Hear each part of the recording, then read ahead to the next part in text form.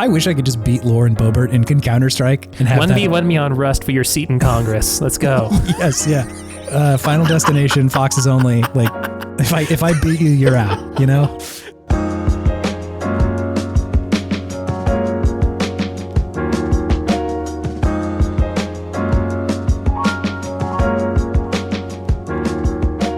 Hello, and welcome to Video Game Podtimism, the Optimist video game variety show where two best friends talk about the wonderful world of gaming. My name is Chase. And my name is David. Last week, it was our first episode of the new year. Yes. And I think in pretty good, in typical, like, first of the year kind of amateurish experience, I was informed by our listeners that I left a burp in the episode. Oh, no.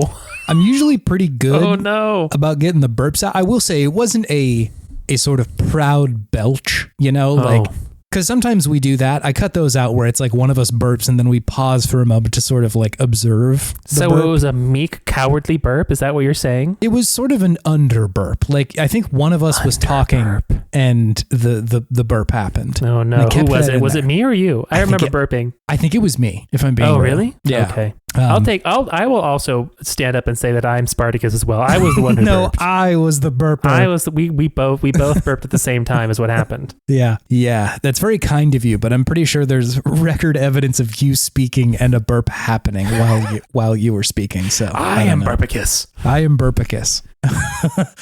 Which I'm now realizing is I'm sort of challenging the heavens right now because I brought a Topo Chico to this episode, just the carbonated mineral water, which is almost a guarantee that a burp will happen. Yeah, you brought the 10% pizza port. I sure stout. did. My goodness. I did. But honestly, I'm going to be sipping this slowly, at least from here on out. Yeah. So hopefully it won't be too carbonated, but we'll see. Yeah, it was sort of a humbling experience. I've been editing the podcast a lot faster recently. I've found some tools that make it a little bit easier, but as a result now I've had to learn my belch-shaped lesson about You found editing. What is too fast. I think so. I've been editing in 2 times speed, and I think that was my downfall. You really can't perceive the burps in 2 times speed. Or maybe that's just the new fun thing. There's just one burp in each podcast for the new year. You just got to... Yeah, the meager burp in every episode from here on out. If you collect them all at the end of the year, you get a high five. We'll mail it to you. And a burp in there too. We'll do one of those. Anyway, so I was tempted today to edit it and re-upload it, and I was like, you know what? No, everybody needs to like be able to witness the historical shame that was the burp in the episode. I don't know. I mean, that was our first episode of the new year. There's going to be a lot of people be like, I'm going to try out this podcast, but they keep in the burps, so I'm out. Yeah, this is the oops all burps cut. Sorry, everybody. Or at least that's the impression we left. You should just save all of the burps from the full year and then just release it as the burp cut at the end of the year. There was a little while where I did do that. Like early on in the podcast, I was cutting out burps because we were also drinking a lot when we recorded the podcast. We were. And it was like, I would just throw them all in one Audacity file. So it was just the oops, all burps, which was really, really phenomenal. Release the burp cut, you coward. HBO doesn't want us to see the burp cut.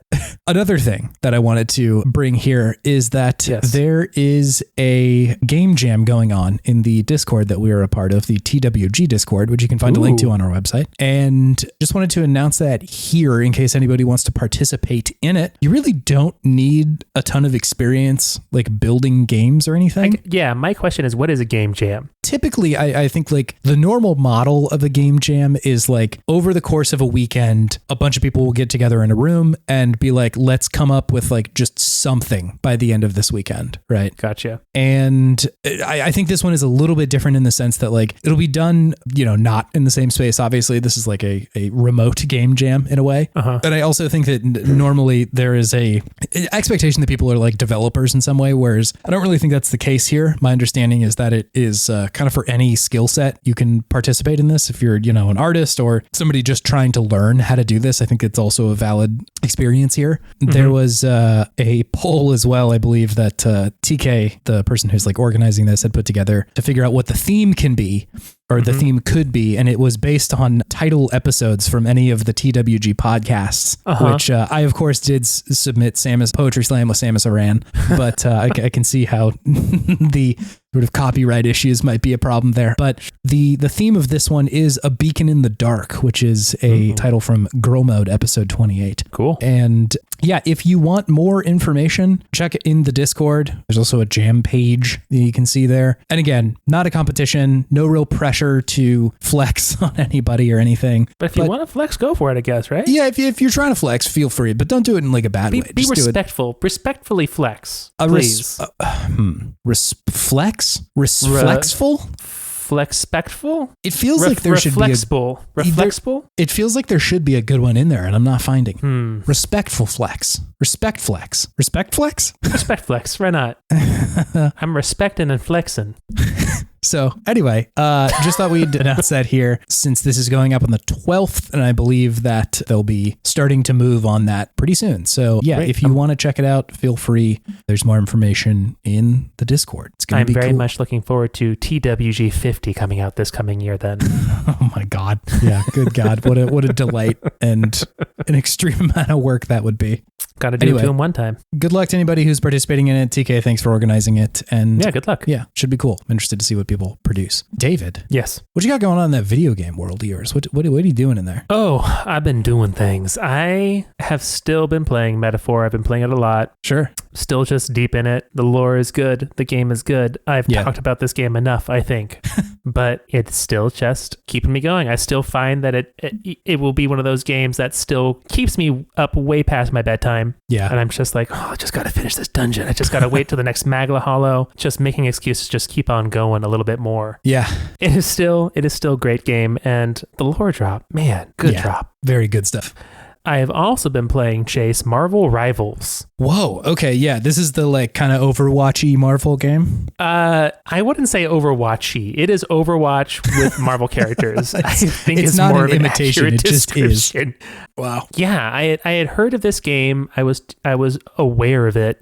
But I hadn't had anybody tell me it was good until my cousin during Christmas told me it was good. Mm-hmm. And I was like, okay, because he was also a big Overwatch guy. So I figured, hey, I'm going to give this a try because I was a big Overwatch person. I don't know. If we talked about it too much on the pod before, like maybe back in the beginning of it. I feel like its heyday was pretty well before we had started podcasting. I was about to say, I was really big into it in grad school, which was a while ago. Yeah. But yeah, with like Overwatch 2 came out and then all this like crap about Blizzard came out and I was I just can't in good conscience play this game anymore. And I missed it though. It was a fun game. I still think it's a well constructed and considered game. Mm-hmm. So now it's a joy to be able to go back and play that again with all new characters in Marvel Rivals. Mm-hmm. One thing about this game that I think it does better than Overwatch is that the games seem a little bit shorter. Overwatch games seem to go on for quite a while. They could, yeah. There was a lot of like tie breaking that happened in Overwatch pretty frequently. Yes, that doesn't seem to happen quite as often. But but I've only started playing and I haven't done too much competitive, so who knows if that's not true at all. Some of the characters in this game are like exactly Overwatch characters. Sure, like the Punisher is so similar to Soldier Reaper. 76. Oh yeah, sure. No, I don't know if there is a good Reaper analog in this game, but they've taken like bits and pieces of all the characters and just like shuffled them up and then put a Marvel skin on them to create, new and interesting characters. And it's fun to play as all these well-known characters now as compared to Overwatch characters that were just like, who is this person? I don't know. Yeah. And I do think that's something that this game has at least the promise of doing better is like a story of some sort. Yeah. Because Overwatch had like a lore, but like the continued story was kind of promised to pay off in some sort of way that never really materialized. That was so surprising to me. Like, yeah, right? Because they had like those beautiful like Pixar-esque quality cutscenes, and like it really made you think that they were going to go for like an interesting storyline and really expand the lore from what you got at the very beginning of the game. Yeah. But it just never materialized for one reason or another, which was disappointing and confusing to me. I don't know if it was a Blizzard management thing, like why waste money on this when you could just pump out skins and new things, right? So who knows? I'm sure it was more profitable to do that, but just like it was shocking that like they didn't capitalize on that, because there was like so much love for the characters in that game. Yeah. Like people were obsessed with that cast when it came out, and for good reason. Like they're all incredibly well designed and like well voice acted characters and shit. So I'm not surprised that that caught on. Like Blizzard is good at doing that, at like making visually compelling characters. Yeah. But it's so strange that, they just were like, fuck it. You know, like even WoW, I think is an interesting example of how they continually build on one story all the time, you know, like. Yeah. Another Blizzard IP that's like, hey, we can do this. They can do it. And like that changes year over year, like every 2 years, I guess. I'm not sure exactly the release cycle of the WoW expansions now, but like those are all usually pretty dramatic shifts in the story. And like, I don't know that you would have needed a ton for it to feel significant in Overwatch, but like I think any of those multiplayer shooters, there is like a cognitive dissonance that you just need to have of like, why are we fighting? Like what? Yeah. Why is any of this happening? And like, how is Mercy making it so that she is killing herself right now? Is this like a clone war? What is happening? Which I think inherently to video games, there's always cognitive dissonance like that. But like, it just in multiplayer games, like if you could just bring that barrier down a little bit, I feel like people would stick around with it for a long time. And like they already were for Overwatch. So it's like, why not just hammer on that? You know, I know that there was like cutscenes that they put out every now and then, like some in-game stuff that like, this is more of the story, but it felt to me at the time just kind of like sparse in a way where again, just like it looked from the outside when I was first getting into Overwatch, like, oh, they have so much potential to make this an amazing thing with like continuous story and like, you know, things developing over time. But it just never materialized. So I'm interested to see what Rivals does there. Yeah. I feel like there is an alternate reality where Overwatch has like TV shows, movies, books, comic books, manga, it is a multimedia experience, and it just never happened. And they just had so much momentum and goodwill in the beginning, and they just kind of let it deflate. It was so odd. Like honestly, their mishandling of it is really only on Blizzard. Like, yeah, absolutely, they truly fumbled the bag on fumbled the bag incredibly hard. Like I would have watched an Overwatch show or like a web movie or show, something like that. They just released a bunch of episodes on YouTube, right? It would have been interesting. And now it's interesting that, you know, the last handful of Marvel video games have been absolute bangers, and then the movies and the shows have been just kind of disappointing. Not as good, yeah. So it's interesting to see the Marvel video games really having a moment right now. Apart from the Avengers game, I know that one had a lot of issues, but like Spider-Man 2, I was a big fan of the Guardians of the Galaxy game, Marvel Snap, and now Marvel Rivals. Their game development studios are doing great right now, like really expanding on the characters in a way that is not MCU related, which I think is really why it's succeeding. It's not the MCU characters, it's different takes on the characters that feel familiar but different enough to make it, you know, more engaging to the general population nowadays. Yeah. Because we don't need, you know, RDJ as Iron Man anymore. We've done it. Yeah, it's okay. It was great, don't get me wrong, but it's time for new takes, and I think that's what they're doing through the video game medium, which is fun to see. Yeah, that's cool. But yeah, the game is fun. It's Overwatch. I just spent, you know, an hour in the tutorial, like the shooting range, just with each character, just learning what they do, how they fight, what kind of cool powers they have, what their cooldowns are. Yeah. And you go into the game and you're just like, yeah, this is it. This is the same kind of magic in a bottle that first like year or two of Overwatch had. And it's just a joy to play. It really is just fun. And I think I didn't realize how much I kind of missed having that multiplayer, just hop in for like 2 or 3 matches and hop out video game just in my rotation. It really fills a specific void or role, I should say. It fills a specific role in what I want from gaming. So yeah, it's a lot of fun. I'm really enjoying it, and I'm curious to see how much this game keeps me engaged through whatever live service things that they keep on doing. I know they just released the Fantastic Four as characters, so that's exciting. People are stoked on that. So yeah, I'm really curious and excited to see where this goes. Yeah, me too. I agree that like there was such a void left by Overwatch, despite the fact like hero shooters are definitely a popular genre. And Overwatch is still there. Overwatch is still there. It's still there. Overwatch 2, it's a thing. It is. I guess when I'm thinking about the other big players, like Rainbow Six Siege comes to mind. I know a ton of people play that. And I think that, and also, what was the other one I was thinking about? Like Warframe to a certain extent. Valorant? What's that? Valorant? Yeah, Valorant is kind of the other one that's like, it feels like a cousin of Overwatch in a way. Like all of them, you usually still have to be at least pretty good at shooting dudes. Yeah. And like, I really appreciated that sometimes like Overwatch offered a spot for people who are not good at shooting dudes all the time. Yes. You know? Marvel Rivals is very similar. Yeah, I like that because it does, like, I can kind of choose, like, how hard do I want to play right now? Mm-hmm. Am I in the mood to try and shoot dudes from across the map, or, like, can I just try and focus on, like, positioning? That's the thing that I'm focused on today. Mm-hmm. I always gravitate towards the, like, tank classes for that reason, because I'm like, I feel like I still can make a difference pretty significantly, and a lot of it is just, like, maintaining composure in a stressful situation. Mm-hmm. Hey, you know, I was Captain America the other day as a tank. He was fun to play as a tank. It was a great time. And then who else was I playing as? Mantis. I played as Mantis for a bit. She's like a healer. Yeah. That was a good one. She kind of plays like Zenyatta. Sure. And then I was also Hawkeye, he's Hanzo. Hawkeye yeah, I was about Hanzo. To say, you didn't 100%. Need to say anything, and I'm like, that's a Hanzo character, isn't it? Yeah, it is. It is like even the game feel of how long you have to charge up your bow is Hanzo. And it's great though. I just went in and I just started murking people. It was a lot of fun. It was a lot of fun. Let me take a guess. Is Black Widow just Widowmaker? Yes. She's a little bit different. Her gun isn't as powerful. Okay, sure. Gun isn't as powerful. And then she also has her batons. So she does a little bit more like close up. So you can switch between main fire as your gun or as your batons. But then still also has like a jump where she can get up high, and then also a kick where she can kick people up high and then like zip line up to them essentially and then kick them again. Wow, that's cool. Any other guesses you have? Yeah. Is Magic kind of like Sombra by some chance? Not at all. Okay, all right. Magic she swings a big old sword.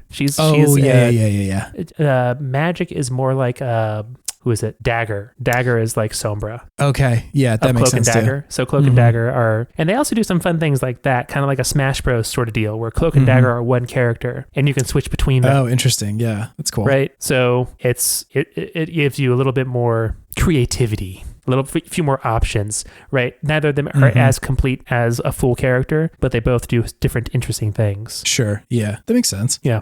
Who else? Is Penny Parker Diva? Yes. Penny Parker is Diva in that she's a big old mech. Yeah. But they do some interesting things where she can like web an area with like cyber web, and that'll make her move faster. But she doesn't eject from her mech when she dies. Okay, sure enough. Yeah. That's what Bruce Banner does. So if the Hulk interesting. gets killed, does he like he becomes Hulk? Bruce Banner, and then he has got like a little blaster, and then he like throws these gamma radiation grenades to make his Hulk meter go back up. Yeah. And then he becomes Hulk again. Yeah. I know it's so goofy, but that stuff goes a long way for me when like the way the character plays feels like something from the comics of like, that makes sense how they're operating here, you know? Like, absolutely. I don't need you to tell me that Spider-Man probably swings around in the game, you know? Like that's probably a thing. Spider-Man is a very unique character. He's almost like if you took, not even like Doomfist, he feels like one of the more original characters in this game. Yeah. I would say. I don't know if there's a good analog for him in Overwatch. Granted, I haven't played Overwatch in a while, so maybe there's a new character that feels more like Spider-Man. But who's the hamster? Hamston? Yeah. I forget his name. I do too. The hamster ball. Yeah. Hamster ball. Wrecking Ball? Wrecking Ball, I think was his name. His like hero name. I forget. But, yeah.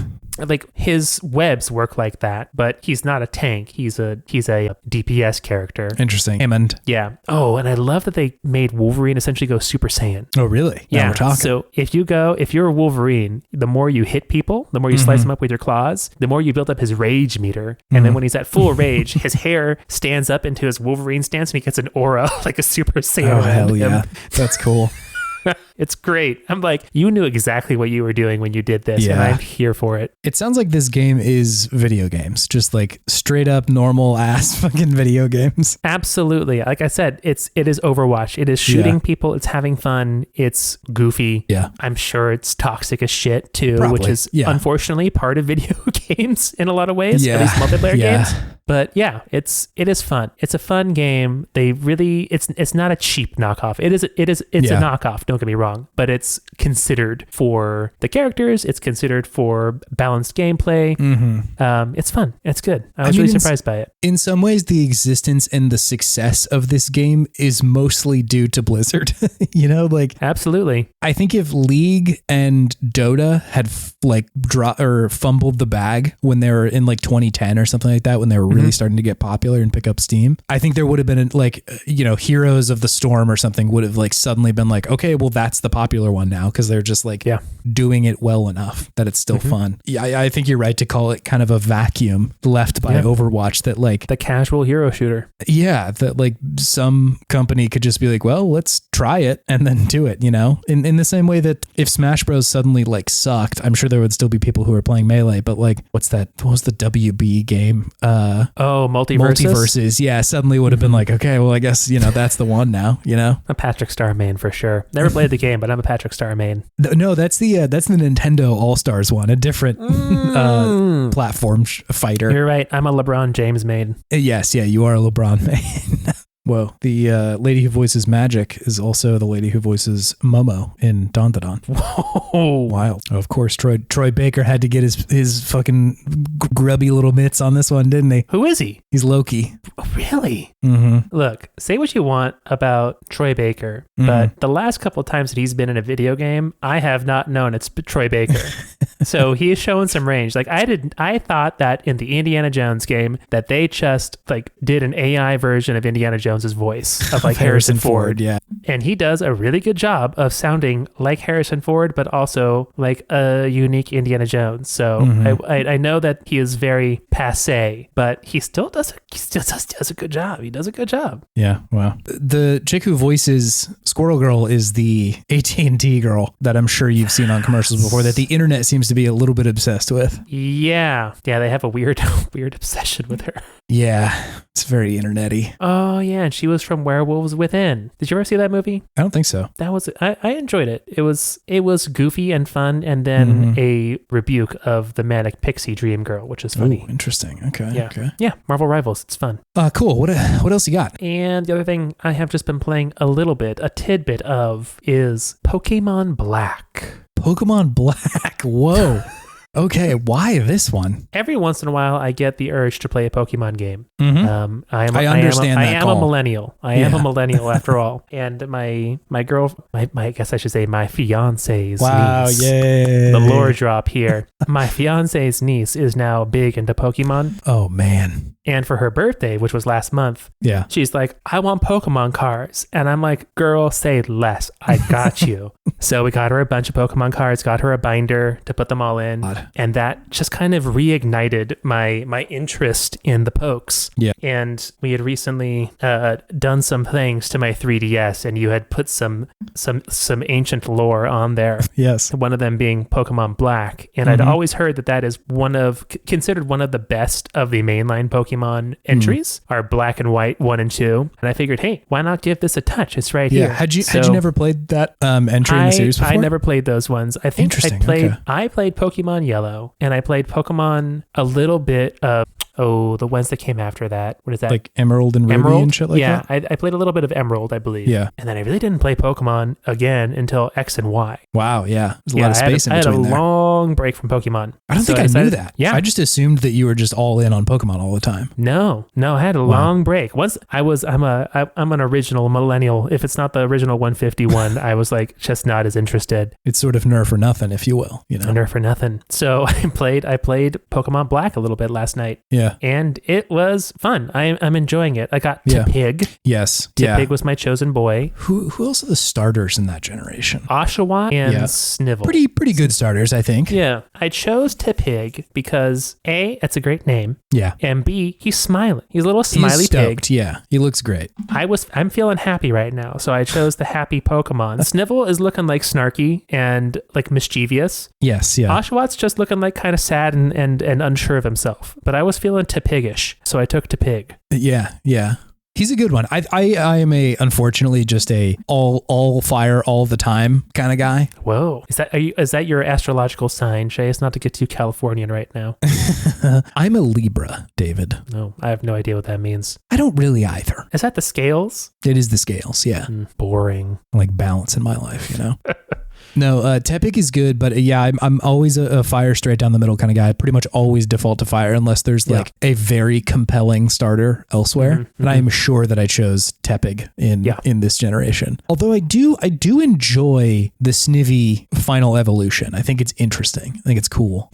Yeah, which one is that again? I think that's a popular one, isn't it? It is Servine. Servine, yeah. Although again, I also like the Oshawott final evolution too. That one's Samurott. It like looks cool. I think like it looks samurai? Very neat. Like a samurai otter? Sort of, yeah. Oh, sure. Oh, I I spelled that exactly correctly based off of what you said. Just wanted to say that real quick. I think this series does a good job of not just turning the starters into big, scary humans. Like sometimes that happens, you know, like the closer you get to Grookey. Blaziken? Yeah, like they just kind of turn into scary looking people. I know Pignite is Embor is like up on twos, but like he still looks like a boar, you know? Sure. So I think I think these are pretty good set of starters. Kind of looks like Ganondorf. A little bit, yeah. Energy. I see what you're saying. Yeah. The like Pigdorf, yeah. Ganon, I should say Ganon. I also like Pignite because he has like a one piece sort of wrestling outfit on. I like that. Very good. One Piece. Are you on the One Piece right now? No. Like instead of a 2-piece bathing suit, like a one piece wrestling fit. A unitard, yeah. Got it. No, I'm welcome back to the Manga Minute. It's the minute where I've got a minute to talk about manga. I summon you? Yeah, you summoned me out of my cave. I have had One Piece staring at me in my downloads folder for a while. There is so much of that manga. It's insane. And like at some point I will start that journey, but like sometimes when I read 10 volumes of a manga and I get to the end, I'm like, woof, that was a lot. And I think One Piece has like hundreds of volumes. That is so much manga. And I sort of want to savor that meal once it gets to me though. You know, just live in fucking Luffy land for a while. Live on the Grand Line. Yeah, exactly. Like whenever I get there. But just real quick Manga Minute update. Read the first 2 arcs of JoJo. It is as bizarre as they describe it. It's right there in the title. I'm almost done with Dungeon Meshi, Delicious in Dungeon. Absolute fucking banger. So goddamn good. It's remarkable what that series is able to do. It like lulls you in by making you think like this is just like a chill exploring dungeon manga. And I'm like, cool, that sounds good. And then like halfway through, they're like, what if it's not? What if there's more? Yeah, you thought. And that was a real joy. Really enjoying that. Nice. Yeah, that's been the Manga Minute. Manga Minute. Do you have a stinger for the Manga Minute? Yes. I play the first couple notes of the Mario Kart 8 song. And that's it. Fast paced. Yes. Yeah. Just a little guy. And I think, you know, if you speed it up a little bit, Nintendo can't get that mad. Yeah, exactly. Pitched up. I sort of combo broke your Pokemon thoughts. That's fine. How is Black treating you? It's fun. I enjoy it. It's Pokemon. It is Pokemon. Yeah. It's the same Pokemon that I played for a lot of my life. But I'm in it to just kind of see this world that they've created. Because this one's based on America, isn't it? Yeah, Unova region is based on New York City. Yeah. Yeah. So I'm curious to see that. And I enjoyed the beginning cutscene, which was wild, which was just like political like drama. It seemed like someone getting crowned king. Yes, yeah. And a lot of people looking shifty-eyed in the audience. And I'm curious to see where that goes because that was kind of goofy, but we'll find out. Yeah. I have not gotten too far in this game yet. I've just kind of like gotten my poke, fought my 2 rivals so far, and we're on the road to Viridian City or wherever it is in Unova that is the next city after your starter town. Yeah. But yeah, I'm in. I want to play it. I want to see what's going on. I should play this with you. I haven't been back to play this era of the games in a really long time. You really enjoyed this one from what I remember you telling me at the time when it came out. I think so. That's probably true. I honestly don't remember very much of it, but this came out in like 2011, I think. Yeah. We were in a Target and you're like, Pokemon Black is so good. That checks out. That feels appropriate for where we were at. Yeah, I should try it again because as much as I trust you, I'm sure it was very fun, but I have no memory of this place. Can I challenge you to pick not the fire starter? Yeah. I'll grab something else and we can toss them back and forth. Does that even work anymore? That might not work. Probably not. Probably not. But yeah, I'll just pick something else so we can at least have a little bit of a different experience. Maybe I should play a ROM hack of Black. That'd be interesting. I'm sure it's out there. Yeah, I'm sure it's out there. I think there's a couple of pretty good ones. I really, really enjoy the ROM hacks of Pokemon that are just like Pokemon plus, essentially. Extra hard Pokemon. Or even just like we have made some of the things that are easy or like could be easier about Pokemon a little easier, like inventory management's a little bit easier, or like there's easier ways to level up your Pokemon and like keep them at level caps so you don't get too far ahead, or like they've just added all the Pokemon into one of the games so they're like you don't have to trade to get them all if you don't want to. Yeah. Which I think is very, very cool. But yeah. Have you ever been such an introvert? Yeah, it's a bummer because I'm essentially like, it's the same feeling I get whenever I try to play Boktai on an emulator where I'm like, am I that against the sun? I obviously don't have like a sun meter, but whenever I'm like in a dark shadowed room and I turn the sun meter in the emulation settings to 10, I'm like, well, I'm sorry, Hideo, I failed you. Look, you live in Seattle. It's fine. It's understandable. There is no sun. Yeah. There's no sun for like 9 months. Yeah, we've cursed ourselves for 6 months out of the year where we just don't get it.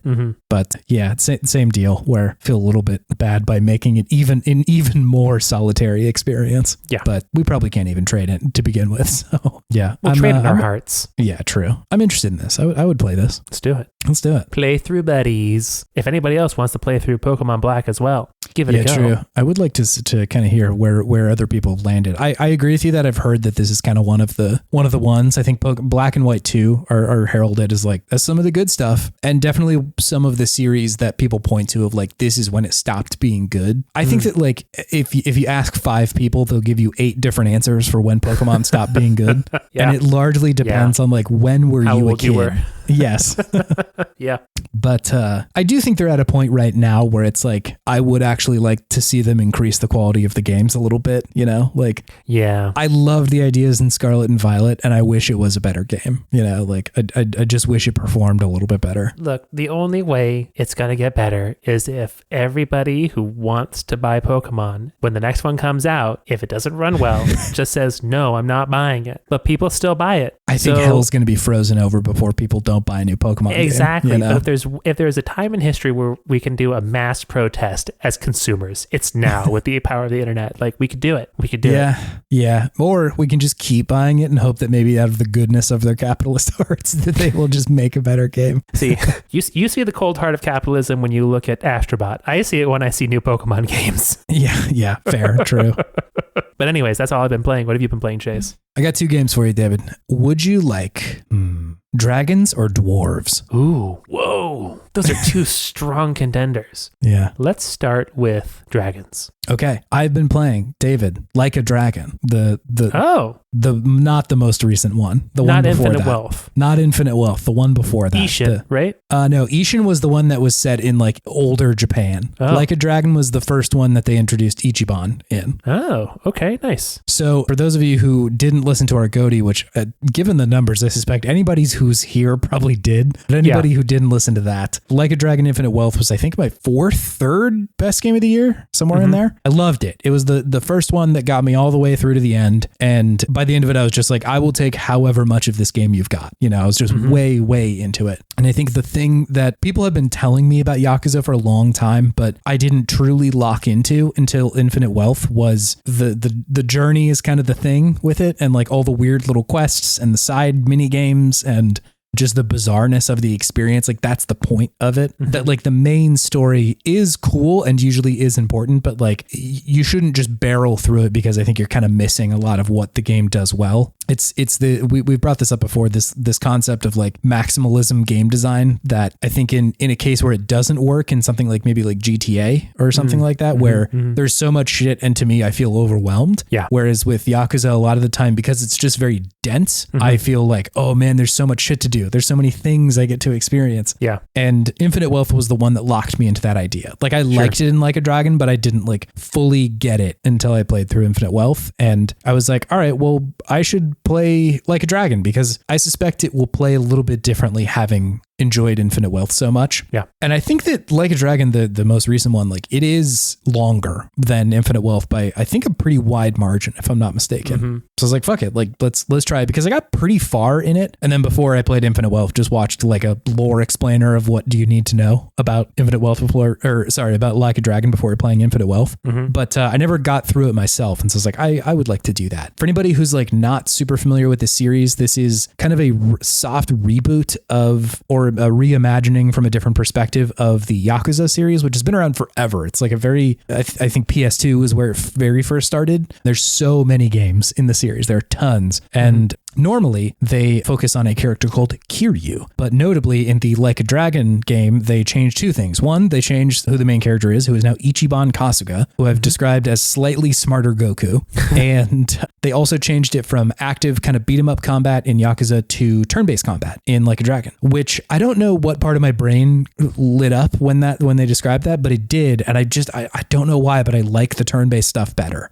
I think it's more interesting and just kind of keeps my attention a little bit more than the beat 'em up stuff did, which depending on kind of which one you prefer will either be an opinion you agree with or sacrilege, depending on what you think about this series. But yeah, that's kind of the initial hook that got me into Like a Dragon in the first place. But even still, I don't think I was really participating in the things that were great about this series the last time I played through it, which was almost immediately clear to me upon retrying Like a Dragon, like rebooting it. There's just so much to love almost immediately. And the game, both games, and I think also the Yakuza games themselves, do this such bizarre tightrope balance where like they are constantly giving you just like tonal whiplash between the weirdest, most ridiculous shit they can possibly depict on screen with the most earnest and heartfelt message directly after that scene. Sure. And I think I just would notice that a lot earlier in this one. Whereas before, I think I saw sort of a tension between those two things. Like and even just in the sense that like they're giving you kind of weird shit to do while you're getting to the main story. Like the first time I played it, I was like, I got to know everything about the Seiryu clan and the three sort of like gangs that are holding up Yokohama. Like what's their deal and like who are they motivated by and shit like that. And that's all fun, but like also you got to do the side quests. You know, you got to see like, why is this man who bought baby formula for his baby actually taking care of big grown ass men in diapers? You know, like what is that? And why do they all try and beat me up when I come into the room? You know, don't put baby in a corner.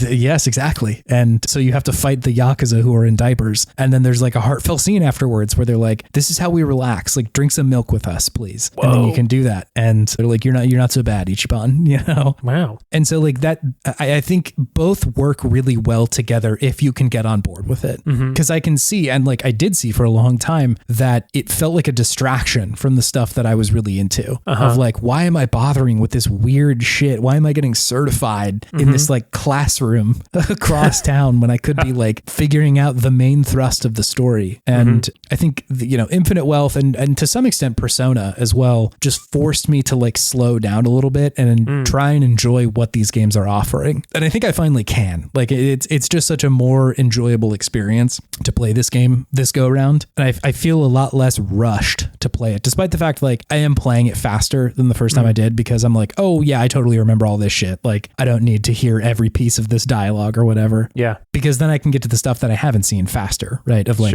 oh, I didn't experience this side quest the first time. Like, let me go over there and check out what's going on. I think all in all, like this series adds up whenever it's doing things well to feeling like there is an incredible cast of characters around you and a amazing sense of place too. Because like the square footage of the cities that you're running around is not very big, but because there's so much density in there, you feel like it's, so bustling and so so alive, which I really, really appreciate. And again, it's kind of the mirror image of what goes on in GTA, whereas square footage is like the thing that series was built upon for a long time, of like GTA Vice City is bigger than 3 and San Andreas is quadruple the time of Vice City, and all that sort of shit. Yeah. It can take you 5 hours to drive from one side of the map to the other. It's just like real life. Yeah, and I think that, that was compelling for a minute when like mechanical advancement was an interesting thing in video games, but like we're so far beyond that point now that like I am much more interested in density and quality of like what is in the city, Yeah. It's cool to see kind of the origins of Ichiban here too, because I mentioned this when I talked about Infinite Wealth last year, that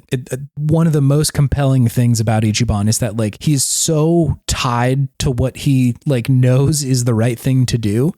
And it just like so forcefully will not do the bad thing. Like it is so often offered to him that there is something that is easier and will almost certainly benefit him more. But he's like, I can't do it. Like that's not the right thing to do at all. And he always chooses the good thing. And it's hard to do a Superman story, it's hard to make the good guy interesting.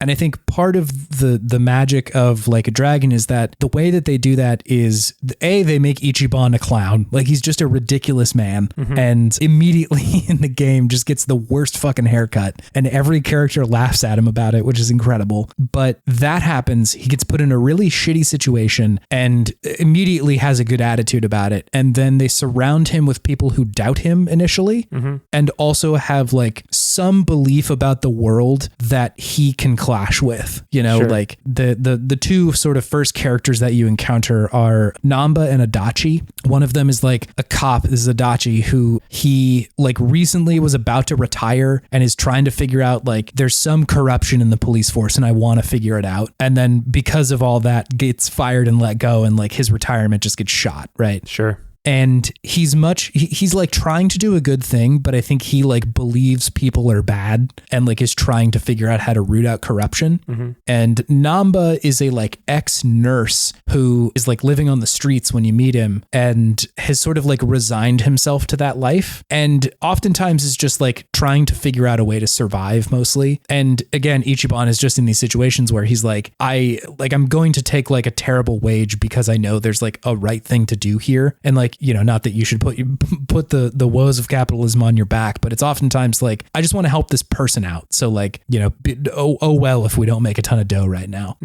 And I think that just it works so well because you get to see Ichiban wrestling with his beliefs and like committing to them over and over and over again of like, this is the right thing to do. And it is going to be hard, but I think it's the thing I have to do. Right. Sure. And you get to see these characters be like, there's no fucking way we're going to do it like that, dude. Like that's so stupid and ridiculous to do that. And eventually they all come around, like that's the arc of almost every character in these games is they encounter Ichiban, they see how ridiculous his beliefs are. They try to challenge him and he is steadfast in those beliefs and then kind of convinces them to be like, all right, fine, I have to come with you. That happens in Infinite Wealth too, but it's really cool to see it here. I think that that Like a Dragon is really focused on the experience of like people who are, and specifically guys who are kind of like quote unquote like older, or I don't know if washed up is the right word, but like people who society kind of deems as like not as important, And I find that compelling. These are just kind of random dudes who like don't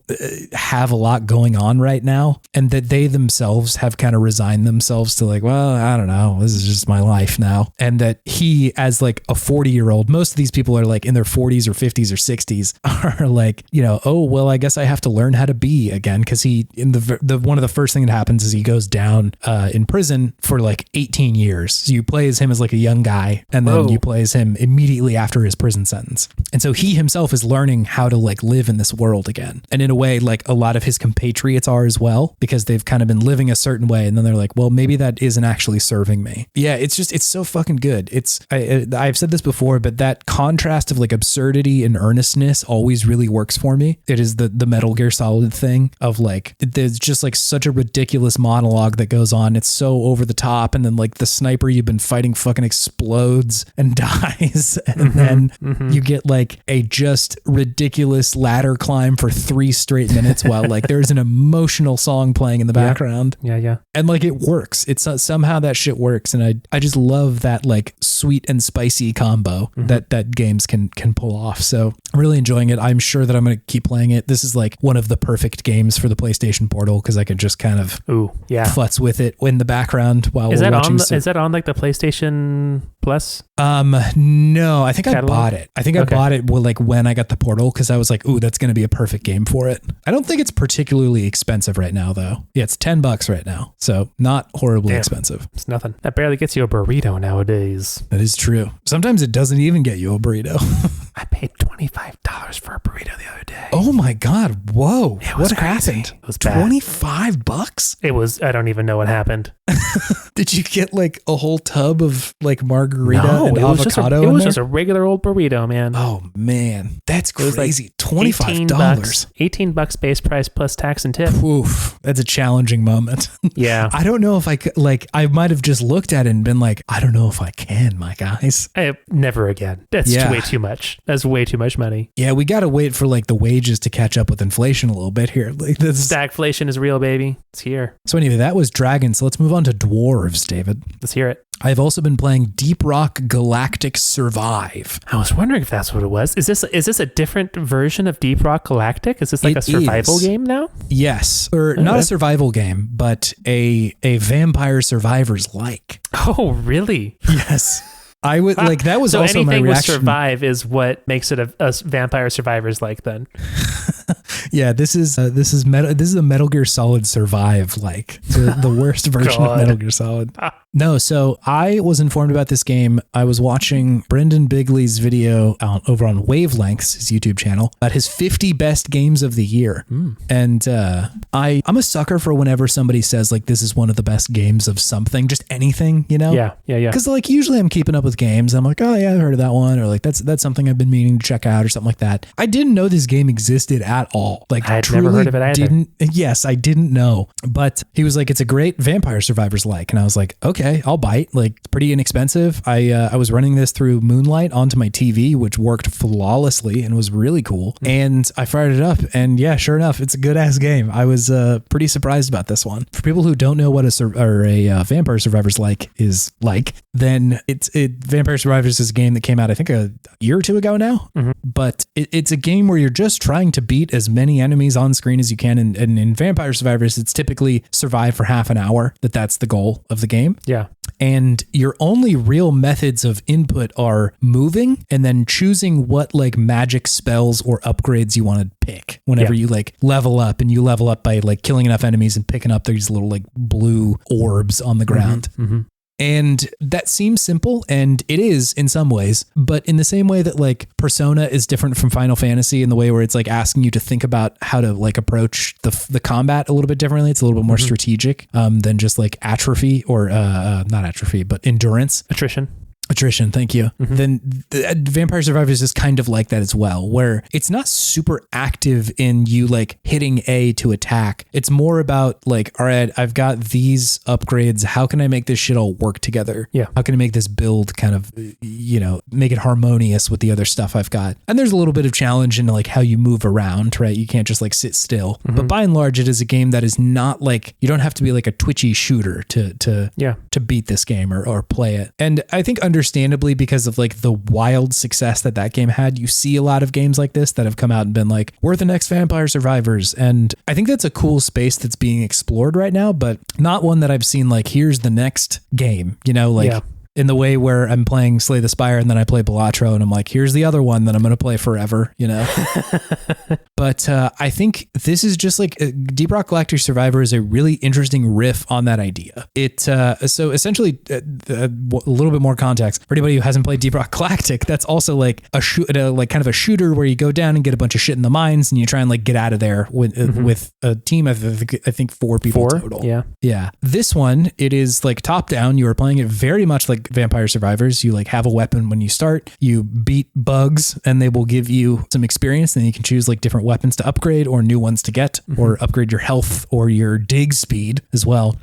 And you are essentially just trying to make it to the bottom of this mine, usually, or at least in the levels that I've played, which is a little bit different than Vampire Survivors, right? Like, it's not just survival. It's like, okay, there's a timer at the top, and it's like eventually you will time out and the boss will show up. And that's your cue to beat him. But in between there, it's like, okay, well, there's like a supply drop that you can go and get if you want to, or there's some bonus shit that's happening, over on this part of the map if you want to go do that. And then eventually, once you beat the boss, you can go to one level lower in the mine.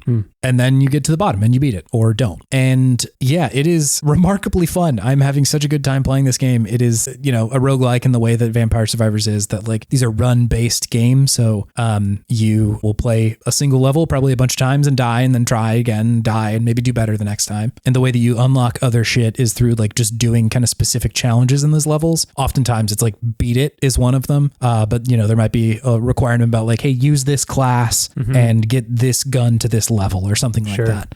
And they just got the fucking loop down, man. It is so satisfying to play this game. They've added this mechanic of like being able to chip through walls, like you're mining through it. Oh, and so you are always, it is interesting because it offers just a little bit of a different way to get away from enemies. Because if you're cornered and there's a rock behind you, you could just start kind of chipping into the rock. And oftentimes that will force this sort of like choke point onto the enemies where they all have to kind of filter through this one little space. The power of dwarves. Yes, yeah. Oh, power of dwarves.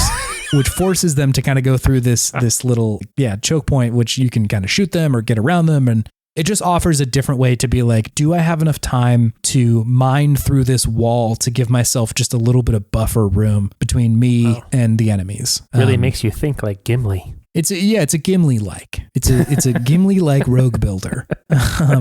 So I really find this game really fun. These kind of games and roguelike specifically for me, like live and die on how satisfying the loop is. And they've got it in this one. Like it's so fun. Every time you die, it does the Hades thing where like you probably found a couple of resources along your way that, you mine and hit like just ore that you see in the mine. And that will act as your ability to like upgrade shit permanently. So like you always do at least a little bit more damage, or you have a little bit more armor or something like that. And that shit just works for me. I really, really love the loop of like, I'm just going to get a little bit better and it's going to make me a little bit more efficient when I'm going through these runs. Yeah, it's good. I really like it. Sounds fun. Sounds like it puts a lot of fun little twists on the Vampire Survivor formula. I think so. And like, I sort of expect these kinds of experiments to go on for a little while, like with I don't know if genre is the right word, but with a game that has blown up so much like this, I think right afterwards you see a bunch of games who are, I don't know if aping is the right word, but at least like experimenting with the idea. Yeah.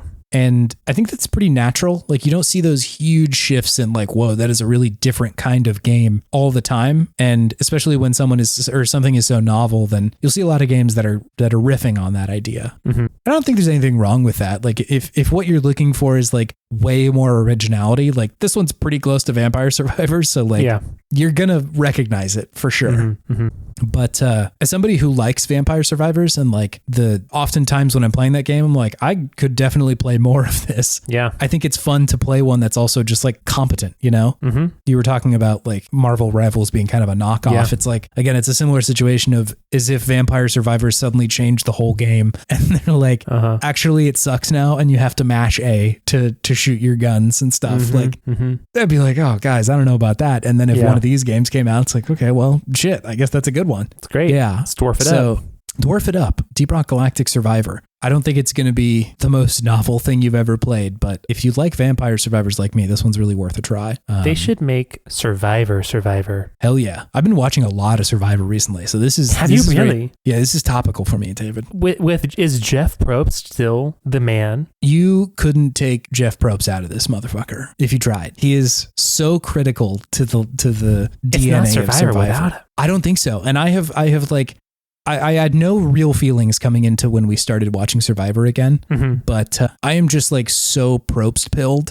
I love my man Jeff, and like I would be devastated if he wasn't the host of Survivor. So here's my pitch for Survivor. It's team-based. Yeah. You get to choose from any of the winners from previous seasons. Of course, everyone's going to choose Boston Rob because he was a sensation. He was. He's in the season that we're watching right now. How many times has he been on the show? Quite a few. This is Is he just a professional Survivor contestant? Yeah. I think he's just on reality TV a lot now. I was about to say, he's on other reality shows too. Boston Rob. Yeah, it's team based. That's all I got. You do battles kind of like Fall Guys. Fall Guys ask too. We could do that. Sure, yeah. And then everyone's fighting to get a good job and a thumbs up from Jeff. Yeah, and an immunity idol or something. Yeah, Jeffy P. Yeah, God, I love Jeff. Jeff is good. Is he the original host, like a reality TV show host? Because was that the first reality TV show, or did American Idol come first? I don't know. I am sure that there was other reality TV before that, but I think... But with like a host, with a personality host. Yeah, I mean, like, you could call The Dating Game a reality TV show. That's a game show, sir. I would say that's true, but still, like, there's a host in that. Sure. But yeah, I don't know which one was like first, but it was early on that trend. And I don't like it set kind of the template for a long time, I think. Sure too. It was. It's weirdly refreshing to watch now, given the sort of way that reality TV has gone. Like, hey, I'm not here to yuck anybody's yum. Like, I got all sorts of like dumb judgments about reality TV that are neither here nor there. But it does feel refreshing for it to just be like, it's just people in a jungle trying not to get voted off the island, you know? Yeah. That's good. I like that. Why have you been watching Survivor? This was inspired by my wife's brother, who was like in a baby, in a baby fugue state where he's like, I needed something to watch while I was up in the weirdest hours of the day. And here comes Jeff Probst with his consistent Survivor. And so he's watched like 40 seasons over the course of a year, just like housing this series. So he's a Survivor aficionado at this point. He's got an Excel spreadsheet to track all of his Survivor watching season experiences. So I would say really? He does. I would say the aficionado is an appropriate term here. What's the top season? I would have to refer to the documentation if I wanted to give you a good answer. But I will say we are really enjoying Heroes versus Villains season 20. It's pretty amazing. Is Boston Rob a hero or a villain? He is a villain. Sounds right. Yeah, because he's kind of a little prickly guy. He's a prickly pear. Yeah, great cast, real fun. It's over the top and ridiculous. Wow, it's great. Video games. Video games. Anyway, David, this will bring me to my Podtimistic thing of the week. Which is? It is Moonlight and Apollo, David. Ooh, we were just discussing this beforehand. Yes, yeah. We got this kind of halfway set up on your computer. I sort of gestured at this last week, but I've set up a streaming software on my computer that allows me to stream whatever game is on my computer to kind of a bunch of other devices. And I have since set that up on both my Ain Odin, but also my fucking TV. Yeah.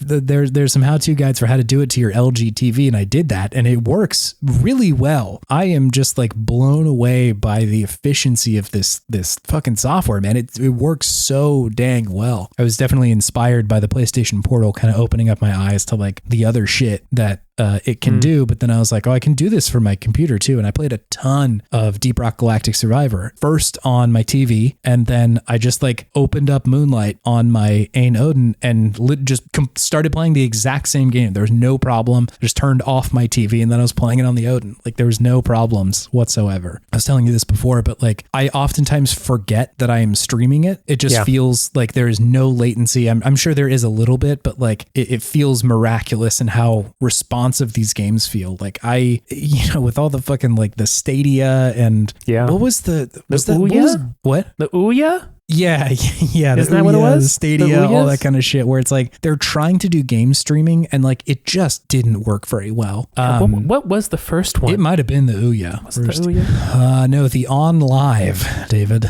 Never heard of it.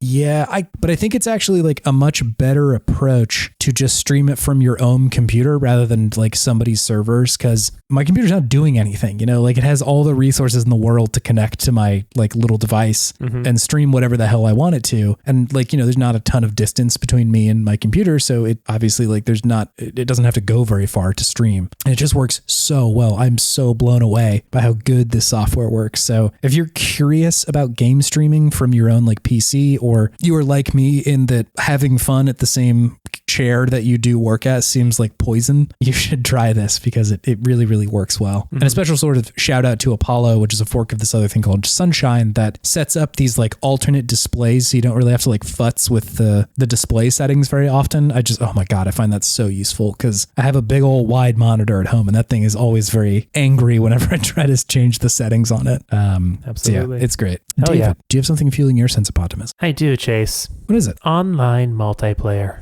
Whoa, yeah. Love it or hate it. Changed gaming forever, and it's there, and it gives you unique experiences that you can't really get in any other form of media. So yeah, that's true. What was the first one you experienced? Do you remember? The first online multiplayer game? Yeah. Ooh, good question.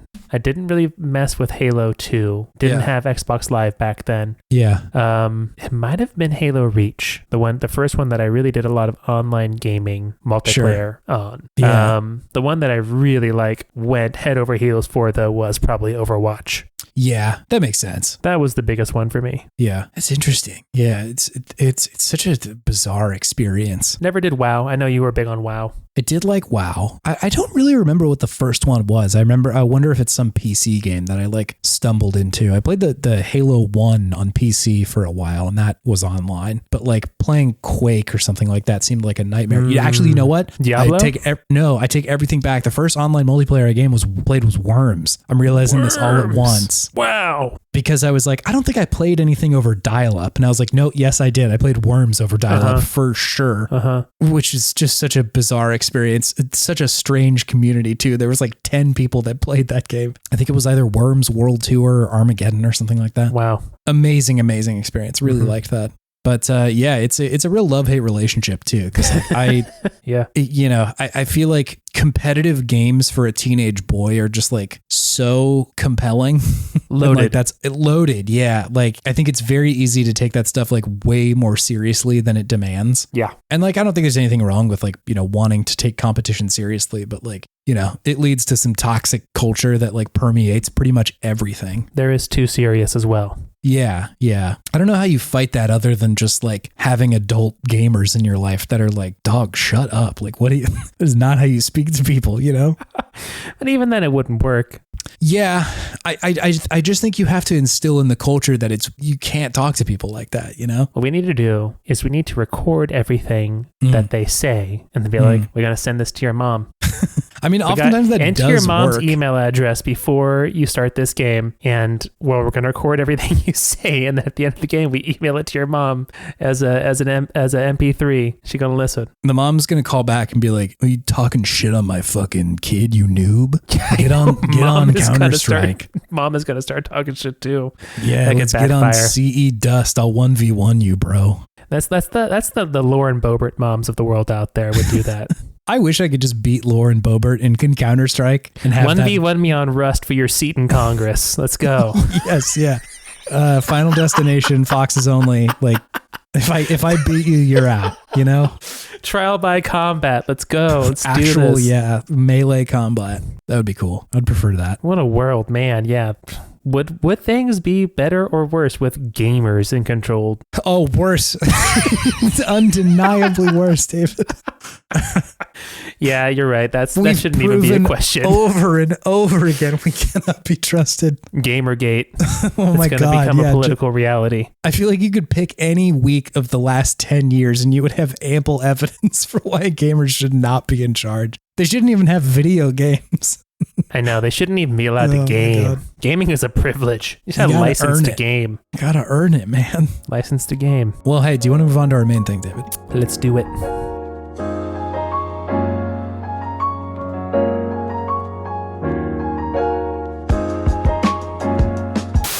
There's a siren song to Dr. Pepper to me. Even more so than Sprite. Sprite's just if it was fuck, marry, kill sort of situation, I'm marrying Sprite. Sprite and I go way back. We've been friends forever. We have such a deep connection. We're just inseparable, you know? Sprite knows secrets about me that I don't know. Oh, shit. I get that. But there's something about Dr. Pepper that I don't drink it a lot, but whenever I see it, I'm like, ooh, man, I could definitely crash my ship into those rocks and just have my head smashed suggestion on them, you know? There is something about it. It's this like a little bit of spiciness to it, you know? Yeah. Oh, man. As you go, sarsaparilla root. Yeah. Sarsaparilla. Sarsaparilla. Welcome to Good Games. It's a segment where we talk about the okayest games of yesteryear and gush all the things that we love about them. We got suggested to play a game called Supraland from Abbie. Abbie had to say about Supraland. Supraland is a unique beast, a 3D Metroidvania heavily inspired by Portal. It is such a hidden gem. It has some great puzzles, but the true star of the game for me is the exploration. Your ability to navigate the map gets enhanced to a truly astonishing extent, and you are constantly rewarded for exploring areas that seem totally inaccessible earlier on. Hey, thank you, Abbie. Thank you for your suggestion. David, had you heard of Supraland? Absolutely not. Me neither. No. A hidden gem. I think so. I think partially just like visually when I look at like the cover, for better or worse, my brain sorts it into just like, that's just Nintendo Switch online store game. You know, like it looks like something that I don't think I would enjoy just visually, which I know don't judge a book by its cover, but like I sort of do. Mm-hmm. And I think you would be a fool to do that. Ooh, personally. Yeah, you really enjoyed this. I did really enjoy this. I think this game is very good. I agree with Abbie on almost everything they said. So before I get too far into gushing, David, can I hit you with some hot stats about Supraland? Please. Hot stats.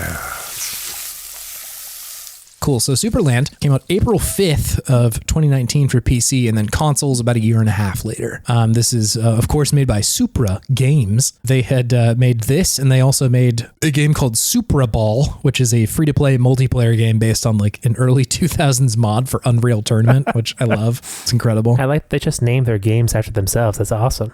Yes, yeah. They're coming out with another Supraland, and I'm pretty sure it's called Supra World, which is also incredible. Great. Following Disney's style. Yes, yeah. We're doing a Disney style today. Mm-hmm. I do have a review from the outlet GameStar, which is an outlet out of Germany. I took their review of Supraland. I ran it through Google Translate a number of times, one language into another, eventually arriving back out in English, which I will read for you now, David. Joseph GameStar. Sorry, continue. Oh, GameStar. That's my DO.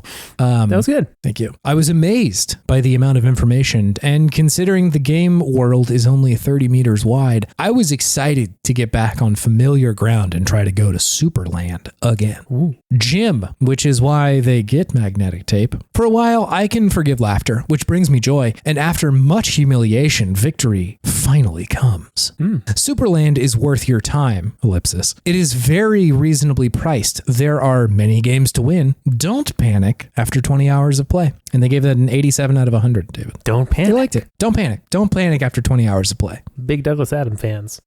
Don't panic. Honestly, good advice. Don't panic is usually good advice. Yeah. I would say that even in a situation that warrants panicking, panicking is still not a good thing to do. It's pretty low on the list of stuff that's going to help you out. Yeah. Which I know, it's just a muscle. It's a response sometimes. But like the more you can do to not panic and just like, listen to your anxiety, but not follow it. Grab your towel. Grab your towel. What is this video game, David? This video game is a first-person shooter, adventurer, puzzler, Metroidvania-er, where you take on the guise of a little red rubber toy man.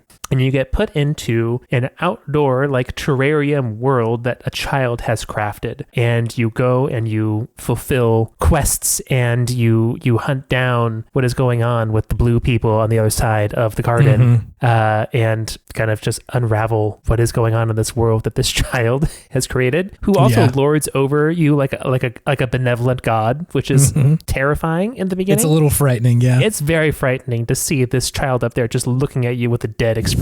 But yeah, you are this little guy. It's a first-person action puzzler, Metroidvania game. Yeah. And that's about it. Anything to add? No, I think that's it. Yeah, it's good. I like this game.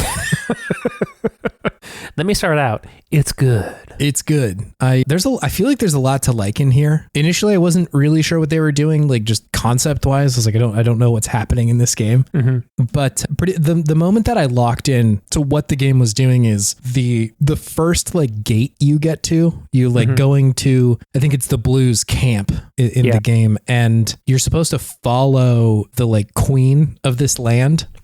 as you go through. And there's a gate that's in your way, and there's like some wire that goes up to a ledge that you can't get to. And I was like kind of unclear. I was like, are they not like telling me enough? Like what's happening in this game? I don't really get it. And I got like up to where I saw the wire was, and there was just like too big of a jump. And I'm like, am I like missing something? What am I supposed to do? Classic here? Metroidvania. Yes, yeah, and I hadn't locked into the fact that that's what this was, but I like went back. There was like a shop early on in the game, and shop had a bunch of shit there, and I was like, oh, these are like not just do a little bit more damage kind of shop. It's like double jump and sprint and really useful thing shop. Yes, like actual game-changing things. And I was like, oh, okay, so like I have to come back here to get stuff that will allow me to go different places in the world. Let me go see like how to get those. And so it, there's like a little sign that says, okay, these are all 20 coins or something like that.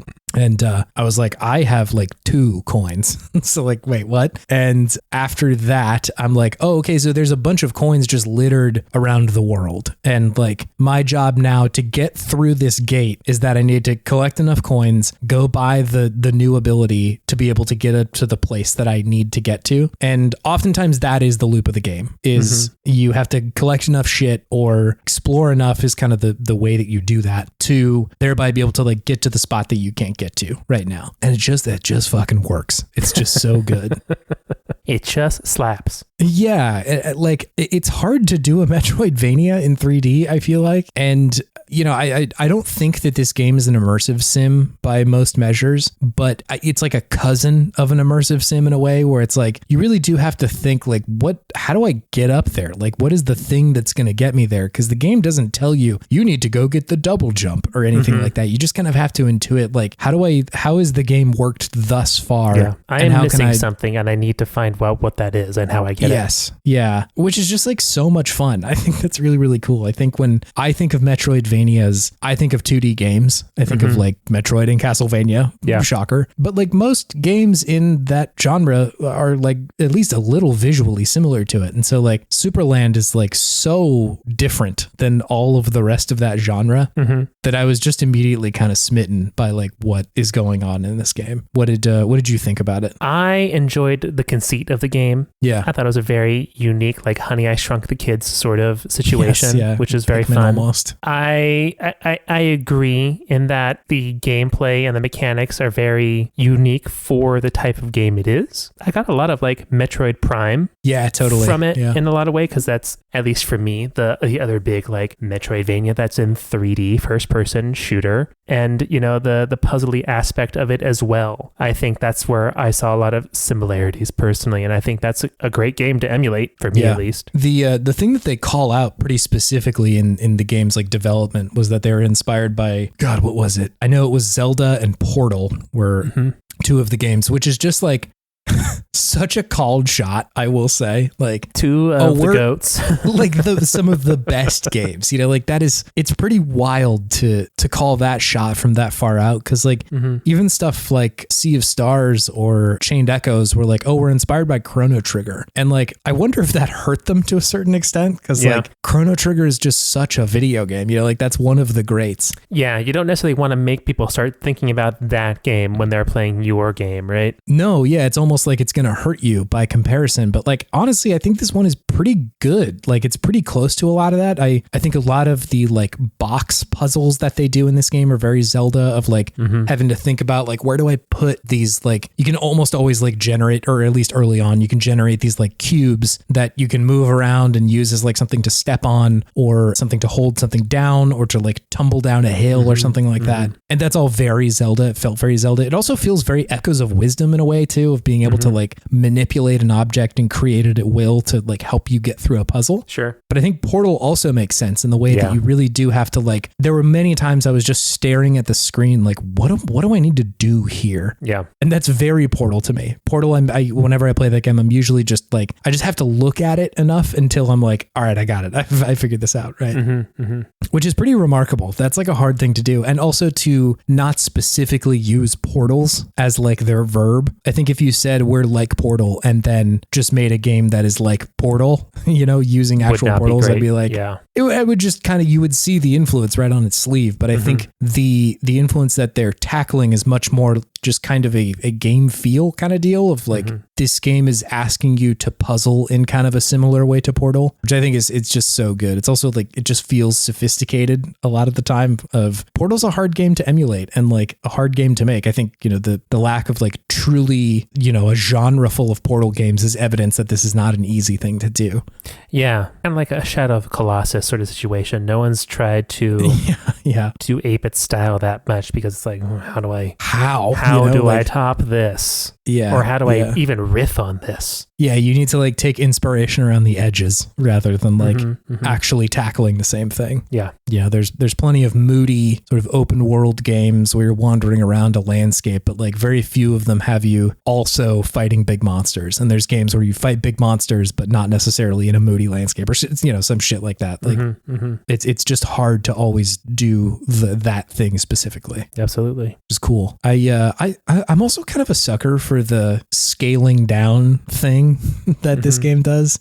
Like I love it in Pikmin. There was this game for Dreamcast called, God, what was it? Toy Commander, which is like kind of a similar concept of like you're just in charge of playing as these toys and you have to like, do some kind of objective with a toy prop plane or something like that, which is again, just fun. So it reminded me of that way. And I don't know, I just find there's something really charming. It like feels very childlike wonder to shrink down to this size and be like, whoa, look at how big the Lego is, Well, I mean, I think cool. every human being has had that thought when they were a child, like, what would it be like to be the size of a bug? What would that look like? What if I was a bug? What if I was a bug? And this game does a fun way, in a fun way answers that question, right? Yeah, totally. The marketing is also hilarious where they show like a bunch of different like maps in video games like Skyrim and GTA, and they show Supraland, which is like, I think 30 meters across. Because it's in like a sandbox essentially. It's so funny. And like the game does feel big, to be fair. Yeah. Like the land itself, I was like, God, this place goes on and on and on. Because it's not a long game. Like I think it's very beatable in like 10 hours ish or so. But this isn't GTA scale, which is cool. I appreciate that. Yeah. I don't have to pop in an airplane to fly across the map in just 30 minutes, Yes. Yeah. No. It's also pretty good about giving you like shortcuts once you figure out like how to do a certain area, which I always appreciate. It's the Skyrim thing of once you finish Brookstone Barrow or whatever that dungeon is, like the first one, they like pop you out right back at the beginning of the dungeon, which is just amazing. That was the first thing I thought of when I was looking at this game was Skyrim, because the first thing you do is you go down into a dungeon, you get your sword, and you're just smacking like skeletons around. Yes, yeah. I'm like, oh, a Skyrim game. Okay. It felt somehow closer to Oblivion for some reason to me, which like, it's just catnip, man. If anytime a game feels like Oblivion, I'm like, yeah, that's game of the year. It's gotta be, right? There's no other argument. Avowed's coming out soon. Oh God. Yeah. I'm a little nervous about it. I didn't realize I was going to feel that way. Wow. You're nervous. I can see you touched your head. You were like physically nervous about this game. I think it's just like, I want to love again, Like, yeah, I get it. And, I keep going back to the well with Bethesda, and I wouldn't say any of those games are bad, but like, they ain't Oblivion, They're not, even if we're being a little bit more popular, they're not Skyrim. And Avowed feels like they're like, what if we did do Oblivion again, Yeah. And I think that's compelling. So I want it to be good very badly, and that scares me because I've been in that position before. I mean, if the final boss can play in better than like 1 frame a minute for me, yeah, true, that's going to be better than Oblivion. It's going to be huge. Yeah, that's a big deal. Mehrunes Dagon, like Mehrunes actually Dagon you can see stomped his ass, himself through my PlayStation 3 and broke the shit out of it. Could not That's handle Mehrunes Dagon. No, he's too big. Too big. Too big. Yeah, I agree. Sorry, this is not about Supraland. I came to that series, like the like Fallout and Oblivion series, like that was one of my like first RPGs in that sense. And like, so, I think I'd played KOTOR and shit like that prior. And I remember reading hearing a lot of people's complaints about like, this isn't RPG enough, you know, back when that came out. And I was always kind of confused about what that was. And I think having played stuff like Baldur's Gate or like the original couple Fallouts and seeing like just how much you can do with those kind of RPGs, I understand the complaint of like, it feels like you should be able to do a lot more with this rather than just like the dialogue spinner in Oblivion or whatever. And they're here and there in those games where you can like try and persuade someone, but it's not nearly as in depth as like Baldur's Gate. And so the idea of them actually kind of nailing that is compelling to me, of trying to make a game that is both Oblivion-y and also, you know, you're able to play a role a little bit more, is like, oh God, that would actually be very good. I do see why people want that. Let's see if they stick to the landing. Yeah. It could happen. There's a world where that happens, Chase. There is a world. I am open to my heart being broken to it. I am not closed off. I'm not shut off to love, but I've got a healthy amount of guard on, you know? Sure. Hey, Marvel Rivals got me to love again. You can do it. Yeah. Maybe Avowed can allow me to love the first person basher again. Although Supraland did a pretty good job, I will say. The hidden little bad guys is pretty good in this one. You can really hit them quickly too. Like, yeah, the sword moves fast. It's very quick. Like you whenever you're slamming R2, it really do move, which I appreciate that. I really like that. You're an R2 slammer, huh? I'm an R2 slammer. I'm that kind of guy. What did that droid ever do to you? He just so noisy. He'd just be screaming so much. I think someone was telling me the other day that it's at least canonical as far as the writers are concerned, that R2 is very foul-mouthed. Yeah, I think I've heard that, because like C-3PO kind of like berates him sometimes for being like, dude, goddamn, like you don't need to go that hard. You know? Chill out, bro. Yeah, I don't want to put any ideas in George's head, but like I would love the subtitled version of R2. You know, like what is he saying? What's going on in there? God, we don't need this. Keep R2 pure. Keep him pure. He's like suddenly the worst character in Star Wars lore. Like, no, dude, put him back in the box. He's just a foul-mouthed Jar Jar Binks, essentially, at that point. Oh my God, yeah, maybe you're right. Maybe we don't need that. We don't need this. Put subtitled R2 back in the bottle. We don't need him. We don't need the R2 cut. Yeah, Supraland. Superland, it's a good video game. I like this one a lot. It's kind of defies my own knowledge about like what this game was going to be. I find it very novel. Yeah. I think puzzle games have a real tendency to be in the model, or at least in the shape of Portal, of like, it's in a science facility or some fucked up place that like used to be a science facility or something. I'm thinking about this, or like the Talos Principle or something like that. It's like, you see Portal, you see the influence of Portal there. Whereas like this being in a like tiny Pikmin world is like, that's really different. And yeah, I don't know. I just kind of respect it for doing that specifically. Absolutely. What were you going to say? I forget. Cool. Nice. What you said was so profound that it left my brain. Yeah, that's fine. That's fair. That's fine. Yeah. Yeah. I like this one. If you like Honey, I Shrunk the Kids, I have got the game for you. There you go. Didn't they make a Honey, I Shrunk the Kids like? Oh, I bet there was. Yeah. Grounded? Oh, Grounded. Yeah, no, you're totally right. I went back farther. I was assuming you were talking like Super Nintendo era or something. Oh, I'm sure it was back there too. Probably like a side-scrolling 2D platformer that was way too hard for its intended audience. Yeah, just so difficult. Just calling my shot there on that one. Yes, Grounded. Grounded is also like that. This is a good call out. It's very similar in sort of the aesthetic and the vibe of it all. Yeah, good game. I would recommend checking this one out. Like if you're interested, it is a very fun game to play. And it's also on Switch now, so like that feels good. Ain't nothing wrong with that. Ain't nothing wrong with Switch, you know? That's what I'm saying. That's what I'm saying. Thank you, Abbie, for suggesting this game. Thank you.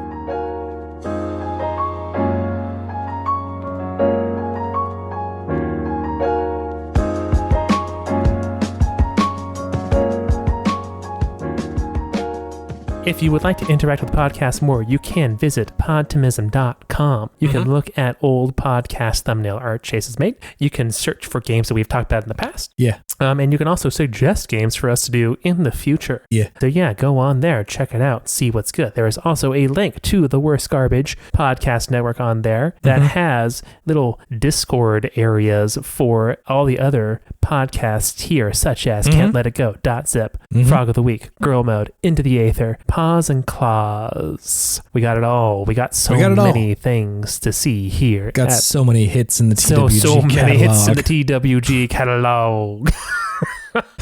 But we do. It's canonically true. So yeah, go check it out. Thank you, Scout Wilkinson, for our podcast art. We love it. It's great. You can check out her art or see if her commissions are open at co-fi.com/humblegoat. If you want to help the pod out, you can leave a review on Apple Podcasts or the podcatcher of your choice. We love it. Yeah. We would check them out. So yeah, go on there. Or if you really want to help us out as well, you can suggest us to a friend. Word of mouth is the best word there is. That's so please shout it out if you feel the desire to. If you feel the spirit, let us know. If you feel the spirit in your mouth, let it out. Anyways. Also, thank you, listener, for spending your time with us. We appreciate it. We would do this if nobody listened, and it's cool that people decide to every week somehow, some way. So yeah, we truly appreciate it. Yeah, thank you so much. It's always cool after the Goaty episode to kind of feel like reinvigorated for video games and stuff. So I'm in that headspace. So thank you for everybody listening, checking in, and vibing. Just vibing here. Chase, do you have any video game wisdom for us this week? Sure, why not? Shrink down, man. Shrink down, shrink out. Shrink down.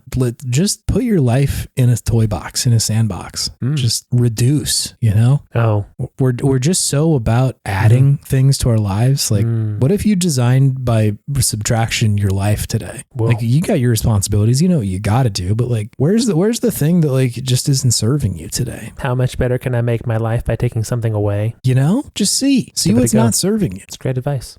Maybe it's something surprising. When you said shrink down, since I'm Marvel Rivals pilled right now, I thought of Ant-Man. Ant-Man, my next thought was, what if they gave you an option to shrink down? And then you know where I'm going with this? Yes. If his ultimate was jump in someone's ass and then become bigger.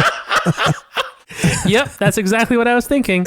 Yeah. Shrink down and then just explode someone from their butt.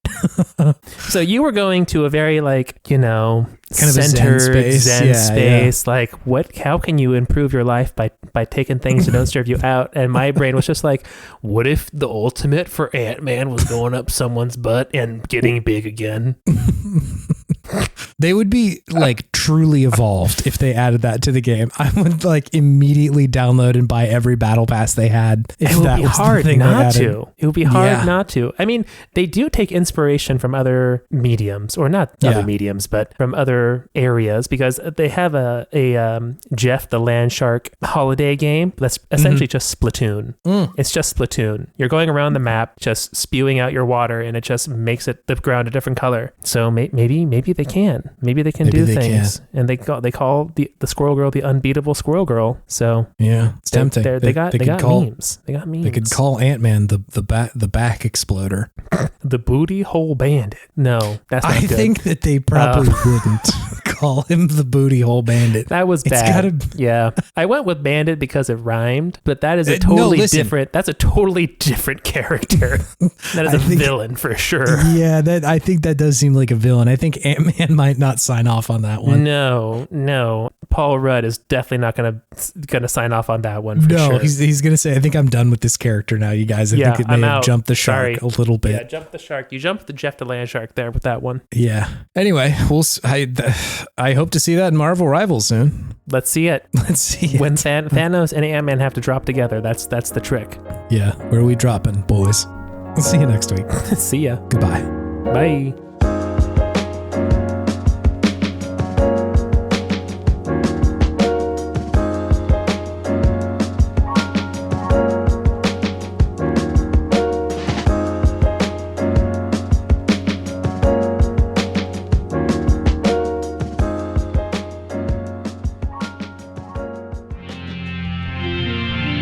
TWG, the worst garbage, online.